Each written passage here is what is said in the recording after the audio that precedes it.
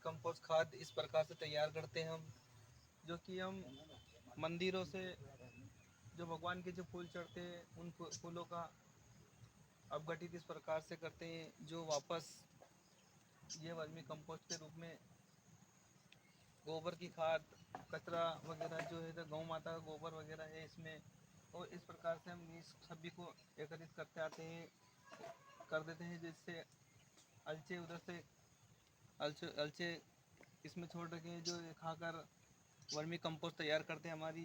आप देख सकते हैं आगे जैसे कि पूरी तरह से तैयार हो चुकी है। आगे जो होता है इसकी इसमें गर्मी रहती है, इस कारण से ये जैसे ठंडा होता रहता है और केचुए उधर से इधर आगे की तरफ बढ़ते रहते हैं गर्मी खत्म होने पर। इस प्रकार से ये केचुए इस प्रकार की खाद तैयार कर देते हैं।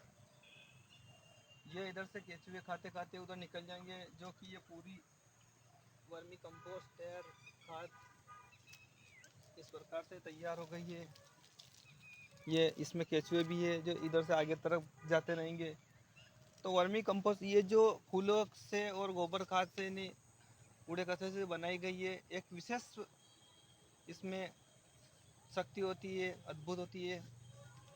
ये साधारण वर्मी कंपोस्ट की बजाय 3 गुना ताकतवर इसमें ताकत होती है।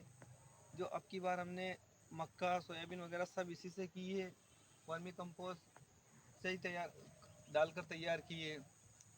इससे फ़ायदा हुआ कि हमारी उपज प्रति बीघे की 3.5 कुंटल, 3.5 से 4 कुंटल उपज सोयाबीन की आई है। जो कि रासायनिक खेती या रासायनिक खेती करते हैं उनके भी कम से कम 2 से 2.5-3 तक ही फसल उपज आई है। तो इस प्रकार से आप सभी किसान भाइयों से यही अनुरोध है कि आप भी वर्मी कंपोस्ट तैयार करें इस प्रकार से। और हमने यहाँ कोई बेड़ वगैरह देखने को नहीं मिल रही आपको। आप देख सकते हो ये हमारी ये छोटी सी बगीची, आम के पौधे हैं, कटहल के पौधे हैं।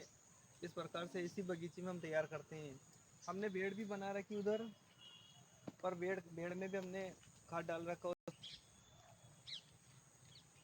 वर्मी कंपोस्ट हमने बगीचे की जगह बेड़ भी बना रखी है। बेड़ में भी वर्मी कंपोस्ट तैयार करते हैं, पर हमारे जैसे ज़मीन ज़्यादा होने के कारण हम बेड़ की पूर्ति नहीं हो पाती, इसलिए हम बगीचे में खुले में करते हैं। तो इसकी ऊंचाई 2-2.5 फीट लेते हैं। आप देख सकते हो जैसे कि ये पूरी तैयार हो गई, तो बैठती बैठती है 1-1.5 फीट रह गई है। तो इस प्रकार से तैयार करें। और आप भी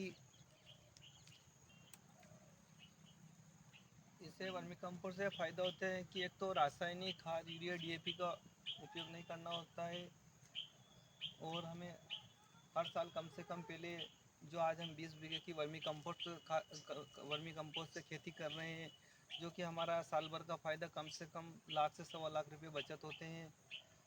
तो इसे किसानों की इसी तरह से अगर वर्मी कंपोस्ट तैयार करके और जीवामृत बनाकर खेती की जाए, तो किसानों के लाखों लाखों करोड़ों रुपए बच सकते हैं, और किसान की इनकम दुगनी हो सकती है।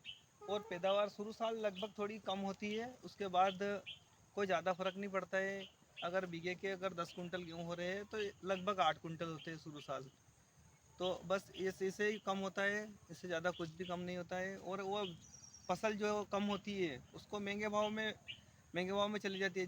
जैसे कि इस साल हमने गेहूँ 35 रुपये से लगाकर 80 रुपये किलो तक गेहूँ बेचे हमने। शरबती गेहूँ बेचे हमने 45 रुपये के, और एक शुगर फ्री गेहूँ थे हमारे छोटे भाई ने बोए थे, वो 80 रुपये किलो के भाव से इंदौर गए। तो किसानों की आमदनी ऐसे ही दुगनी हो जाती। तो आप सभी किसानों से अनुरोध है कि आप भी जैविक खेती कीजिए, और जैविक खेती में आप वर्मी कंपोस्ट बनाइए जो वो, और फूलों का इस्तेमाल करते रहिए। फूलों से क्या होता है, वर्मी कंपोस्ट में 3 गुना अधिक शक्ति होती है वर्मी कंपोस्ट खाद में। साधारण वर्मी कंपोस्ट की बजाय इसमें 3 गुना शक्ति ज़्यादा होती है। तो यूरिया डीएपी की जगह आप इसका इस्तेमाल कीजिए और अधिक से अधिक मुनाफा कमाइए।